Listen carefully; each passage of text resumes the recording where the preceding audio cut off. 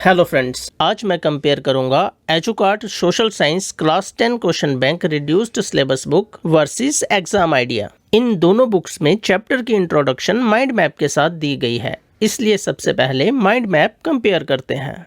एजुकार्ट में first chapter का mind map 2 pages का दिया गया है, जबकि एग्जाम आइडिया में इस चैप्टर का माइंड मैप 3 पेजेस का दिया गया है।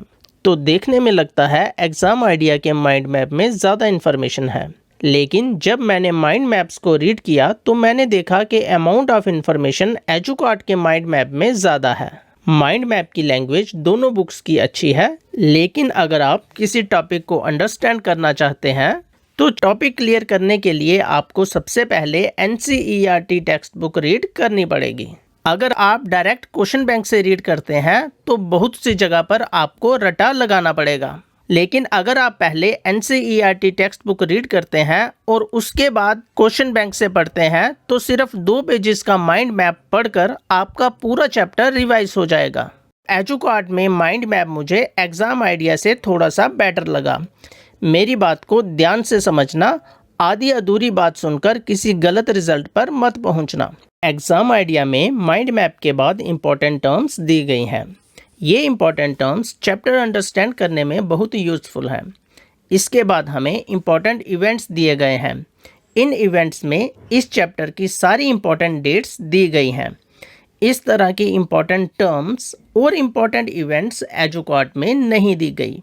तो एग्ज़ाम आइडिया में हमें क्वेश्चन आंसर से पहले माइंड मैप, इंपॉर्टेंट इवेंट और इंपॉर्टेंट टर्म्स मिलती हैं, जबकि एजुकार्ट में हमें सिर्फ माइंड मैप दिया गया है। तो यहाँ तक एग्ज़ाम आइडिया बेटर है। क्या आगे भी एग्ज़ाम आइडिया बेटर रहेगा, ये जानने के लिए हम मल्टीपल चॉइस क्वेश्चन कंपेयर करते हैं। एजुकार्ट में हमें 21 मल्टीपल चॉइस क्वेश्चंस दिए गए हैं। मल्टीपल चॉइस क्वेश्चंस के जो आंसर हैं उनकी हमें प्रॉपर एक्सप्लेनेशन भी दी गई है, साथ में रिलेटेड थ्योरी भी दी गई है और ये भी बताया गया है कि कौन सा मल्टीपल चॉइस क्वेश्चन कौन से ईयर में एग्ज़ाम में आया था। हम इस बात को एक एग्जाम्पल से समझते हैं। हमारे पास एक मल्टीपल चॉइस क्वेश्चन है, which of the following revolution is called as the first expression of nationalism. इसका आंसर है फ्रेंच रेवोल्यूशन। फ्रेंच रेवोल्यूशन इसका आंसर कैसे आया, इसकी हमें प्रॉपर एक्सप्लेनेशन दी गई है। एमसीक्यू में जो दूसरे ऑप्शन थे रिलेटेड थ्योरी में उन्हें एक्सप्लेन किया गया है, लेकिन एग्जाम आइडिया में हमें सिर्फ 12 मल्टीपल चॉइस क्वेश्चंस दिए गए हैं। जो आंसर है इनकी कोई भी एक्सप्लेनेशन नहीं दी गई, साथ ही किसी भी क्वेश्चन के आगे ये मेंशन नहीं किया गया कि वो क्वेश्चन कभी एग्जाम में आया है। तो मल्टीपल चॉइस क्वेश्चन एजुकार्ट में बेटर ढंग से दिए गए हैं। अब हम correct and rewrite oblique true false questions compare करते हैं। एजुकार्ट में हमें 5 correct and rewrite oblique true false questions दिए गए हैं, जबकि एग्जाम आइडिया में हमें 5 ट्रू फॉल्स और 4 करेक्ट एंड रीराइट क्वेश्चंस दिए गए हैं। तो इस टाइप के क्वेश्चंस का नंबर एग्जाम आइडिया में ज़्यादा है। अब हम fill in the blanks compare करते हैं। एजुकार्ट क्वेश्चन बैंक में हमें 6 फिल इन द ब्लैंक्स दिए गए हैं। फिल इन द ब्लैंक्स में जो आंसर है उनकी प्रॉपर एक्सप्लेनेशन भी दी गई है, साथ ही कौन सा फिलिंग द ब्लैंक्स कौन से एग्जाम में आया था ये भी मेंशन किया गया है। एग्जाम आइडिया में हमें 5 फिल इन द ब्लैंक्स दिए गए हैं, लेकिन किसी भी क्वेश्चन के आगे ये मेंशन नहीं किया गया कि वो क्वेश्चन कभी एग्जाम में आया है। साथ ही हमें सिर्फ फिल इन द ब्लैंक्स के आंसर दिए गए हैं। इन आंसर की कोई भी एक्सप्लेनेशन नहीं दी गई, जबकि एजुकार्ट में आंसर की एक्सप्लेनेशन भी दी गई है। तो फिल इन द ब्लैंक्स के फील्ड में एजुकार्ट बेटर है। अब हम assertion reason based questions compare करते हैं। दोनों बुक्स में हमें 5 असर्शन रीजन बेस्ड क्वेश्चंस दिए गए हैं। इस पॉइंट पर दोनों बुक्स इक्वल हैं, पर एजुकार्ट में आंसर की एक्सप्लेनेशन भी दी गई है। अब हम मैच द कॉलम देखते हैं।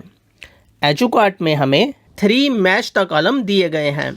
मैच द कॉलम में जो आंसर हैं उनकी भी एक्सप्लेनेशन दी गई है, लेकिन एग्जाम आइडिया में हमें मैच द कॉलम नहीं दिए गए।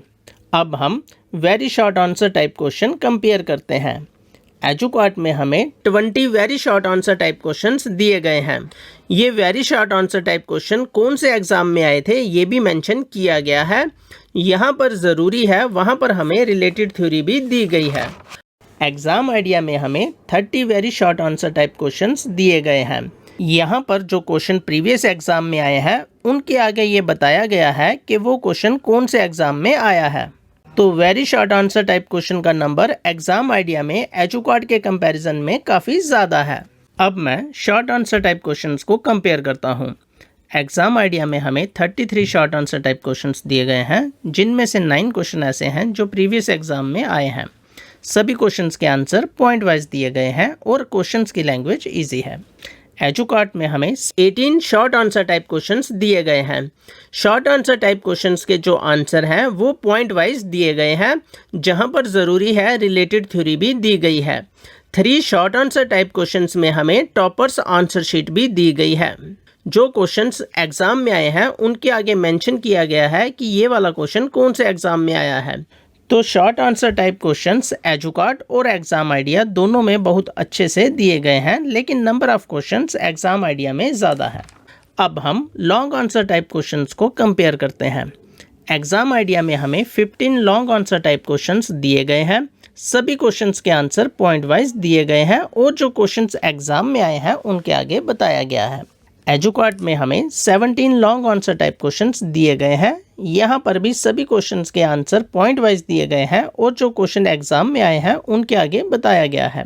3 क्वेश्चंस के आंसर में हमें टॉपर्स आंसर शीट भी दी गई है, लेकिन एग्जाम आइडिया में हमें 6 हाई ऑर्डर थिंकिंग क्वेश्चंस दिए गए हैं। साथ ही NCERT कॉर्नर भी दिया गया है। इसमें NCERT टेक्स्ट बुक क्वेश्चंस का आंसर दिया गया है। साथ ही पिक्चर बेस्ड क्वेश्चंस और सोर्स बेस्ड क्वेश्चंस भी दिए गए हैं और चैप्टर के एंड में सेल्फ असेसमेंट टेस्ट भी दिया गया है। हाई ऑर्डर थिंकिंग क्वेश्चंस और NCERT कॉर्नर एजुकार्ड में नहीं दिया गया।